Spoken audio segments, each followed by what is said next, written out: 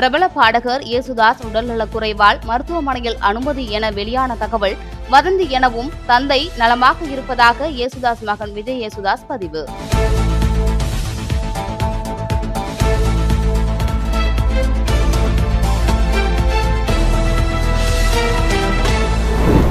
தாவேகா 2ஆம் ஆண்டு துவக்க விழாவில் பங்கேற்க போலி பாசுடன் வந்த தாவேகா நிர்வாகிகள் தடுத்து நிறுத்தம்.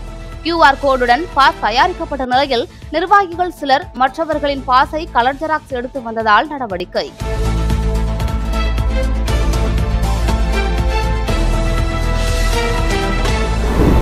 சீமானுக்கு பதில் சொல்லும் அளவுக்கு சீமான் பெரிய தலைவரும் அல்ல, நாம் தமிழர் பெரிய கட்சியும் அல்ல. எங்களுடைய மௌனம்தான் சீமானுக்கு பாடம் புகட்டும் என தாவேகா கூட்டத்தில் நிர்வாகிகள் கருத்து. நாங்கள் எதிர்க்கும் அளவிற்கு சீமான் நிலையான தலைவர் அல்ல எனவும் பேச்சு.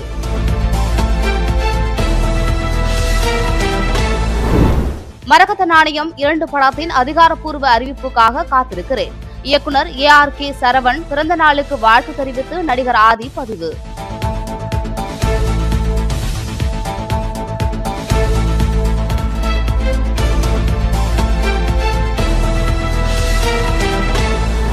சில பேர் 50-60 வயது வரை சினிமாவில் நடித்து புகழை தேடி பொருளை தேடி சுகமான வாழ்க்கையை வாழ்ந்து சொத்து சேர்த்துவிட்டு சினிமாவில் காலாவதியான பிறகு அரசியலுக்கு வருகிறார்கள் என திருமாவளவன் விமர்சனம். கட்சியை தொடங்கி ஆட்சியை பிடித்து விடலாம் என நினைக்கிறார்கள் எனவும் பேச்சு.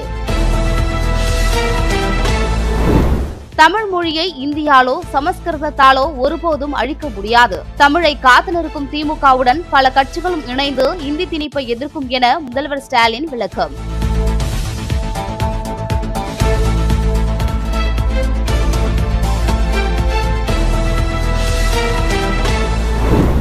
அமெரிக்காவின் விமான போக்குவரத்து தகவல் தொடர்பு அமைப்பு தற்போது வெரிசோ நிறுவனத்திடமிருந்து ஒப்பந்தத்தை கைப்பற்ற எலான் மஸ்க் தீவிரம்.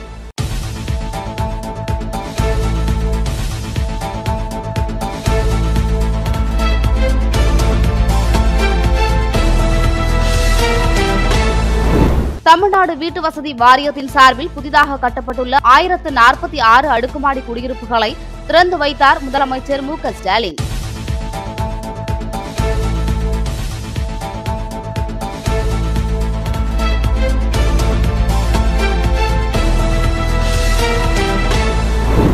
தன்னாட்சி பெற்ற செர்பிய குடியரசின் அதிபர் மிலோராட்டுக்கு 1 ஆண்டு சிறை தண்டனை விதித்து போஸ்னியா நீதிமன்றம் உத்தரவு. பால்கன் நாட்டின் அமைதியை மேற்பார்வையிடும் உயர்மட்ட சர்வதேச தூதருக்கு போஸ்னிய செர்பிய அதிபர் மிலோராட் கீழ்ப்படியவில்லை என குற்றச்சாட்டு.